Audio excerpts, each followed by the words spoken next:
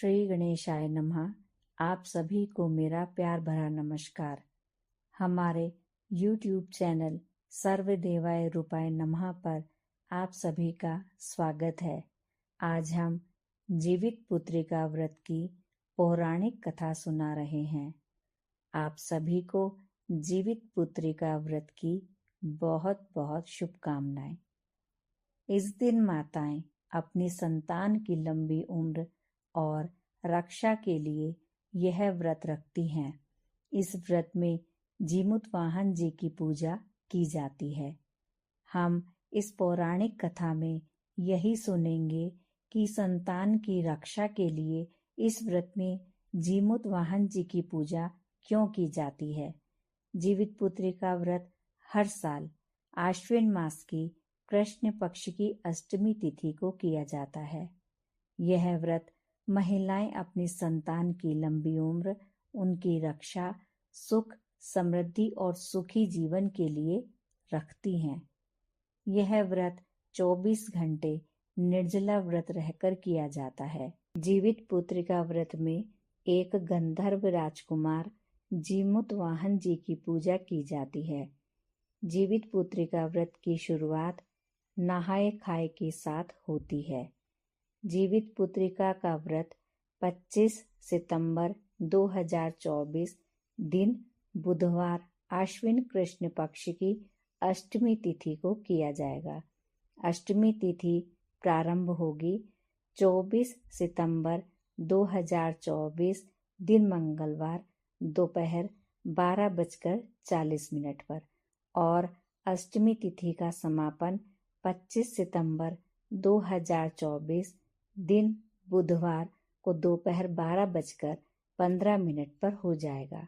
आप सभी को एक बार फिर से जीवित पुत्रिका व्रत की बहुत बहुत शुभकामनाएं। भगवान हम सभी की मनोकामनाएं पूरी करें और जीमूत वाहन जी हम सभी की संतानों की प्राणों की रक्षा करें और अपना आशीर्वाद हमेशा बनाए रखें।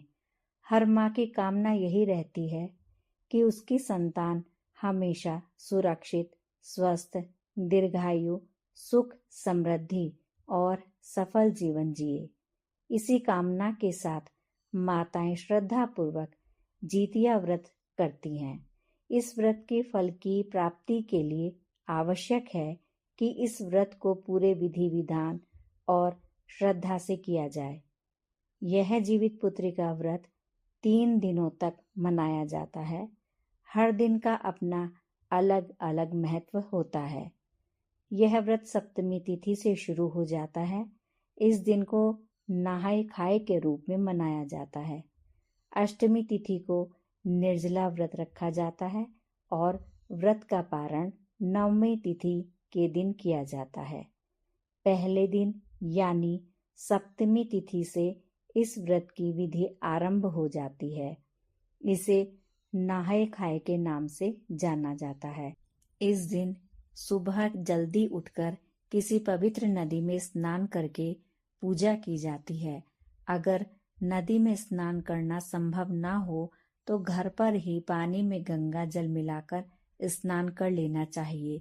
उसके बाद सूर्य देव को अर्घ्य देकर व्रत का संकल्प किया जाता है। सप्तमी तिथि पर आपको केवल मीठी एवं सात्विक चीजें ही खानी चाहिए। इस दिन नमक या फिर किसी प्रकार का तामसिक भोजन नहीं खाना चाहिए। इस पर्व के दूसरे दिन अष्टमी तिथि जो सबसे महत्वपूर्ण दिन है, इस दिन से 24 घंटे का निर्जला व्रत रखा जाता है। इस दिन प्रदोष काल में माताएं जीमूत वाहन जी की पूजा करती हैं, जितिया व्रत की कथा पढ़ती हैं या सुनती हैं। तभी से उनका निर्जला व्रत शुरू हो जाता है। इस अष्टमी तिथि को घर जितिया कहा जाता है। इसके अगले दिन यानी नवमी तिथि में जीवित पुत्रिका व्रत का पारण सूर्य डूबने से पहले किया जाता है और इन तीनों दिनों में हमसे जो जाने अनजाने भूले गलतियां की, उनकी हमें भगवान और जीमूत वाहन से क्षमा मांग लेनी चाहिए। अब हम सुनते हैं कि इस व्रत में जीमूत वाहन जी की पूजा क्यों की जाती है। ये पौराणिक कथा। किसी समय में गंधर्वों के एक राजकुमार थे। उनका नाम जीमूत वाहन था। उनका स्वभाव अत्यंत उदार और परोपकारी था। वृद्धावस्था में जीमूत वाहन जी के पिता वानप्रस्थ आश्रम जाते समय उन्हें अपना राजपाट सौंपकर चले गए। लेकिन जीमूत वाहन जी का राजा बनकर मन नहीं लगा और वे अपने साम्राज्य को अपने भाइयों पर छोड़कर पिता की सेवा करने के लिए जंगल चले गए। जंगल में उनकी शादी मलयवती नाम की राजकन्या से हो गई। एक दिन वन में भ्रमण करते हुए जीमूत वाहन जी को एक वृद्ध महिला जोर जोर से विलाप करते हुए दिखाई दी। उस महिला को इस प्रकार दुखी और रोते हुए देखकर जीमूत वाहन जी भी परेशान हो गए और उन्होंने उस वृद्ध महिला से इस प्रकार रोने का कारण पूछा। माता, आप इस प्रकार रो क्यों रही हैं? इसके उत्तर में वृद्धा ने जवाब दिया कि मैं नाग वंश की स्त्री हूँ और मेरा एक ही पुत्र है जिसका नाम शंखचूड़ है। एक प्रतिज्ञा के अनुसार पक्षीराज गरुड़ के सामने प्रतिदिन किसी एक नाग को सौंपना पड़ता है और आज मेरे पुत्र को सौंपने की बारी है। शंखचूड़ मेरा एकलौता पुत्र है और मेरे बुढ़ापे का सहारा भी है। अगर उसे कुछ हो गया तो मेरा क्या होगा? यह सुनकर जीमूत वाहन जी को बहुत दुख हुआ और उन्होंने कहा कि आप चिंता ना करें, मैं आपके पुत्र के प्राणों की रक्षा करूंगा। ऐसा कहने के बाद उन्होंने शंखचूड़ की जगह स्वयं को एक लाल कपड़े में लपेट लिया और पक्षीराज गरुड़ का इंतजार करने लगे। कुछ समय बाद पक्षीराज गरुड़ वहां आए और अपने पंजों में जीमूत वाहन जी को दबोचकर एक पहाड़ के शिखर पर ले गए। पक्षीराज गरुड़ इस बात से आश्चर्यचकित रह गए कि जिसे उन्होंने शिकार के लिए दबोचा है, उनकी आंखों में ना तो आंसू आए और ना ही उनके मुंह से आहा निकली। आखिरकार पक्षीराज ने जीमूत वाहन जी से उनका परिचय पूछा और कहा कि आप कोई साधारण व्यक्ति तो नहीं जान पड़ते, आप आखिरकार हैं कौन? इस प्रश्न को सुनकर जीमूत वाहन जी ने पक्षीराज गरुड़ को उस वृद्धा से हुई सारी बातचीत के बारे में बताया और यह सुनकर पक्षीराज गरुड़ हैरान रह गए कि कोई इतना उदार कैसे हो सकता है।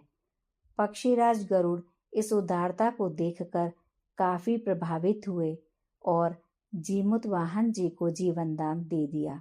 साथ ही उन्होंने भविष्य में नागों की बलि न लेने का निश्चय किया। इस प्रकार जीमूत वाहन जी की वजह से एक माँ की संतान की प्राणों की रक्षा हुई। मान्यता है कि तभी से महिलाएं अपनी संतानों की रक्षा के लिए जीमूत वाहन जी की पूजा करती हैं। आज हमने जीवित पुत्रिका व्रत की यह पौराणिक कथा सुनी, जिसमें हमें यह मालूम हुआ है कि जीवित पुत्रिका व्रत में जीमूत वाहन जी की पूजा इसलिए की जाती है क्योंकि उन्होंने माँ की संतान के प्राणों की रक्षा की थी।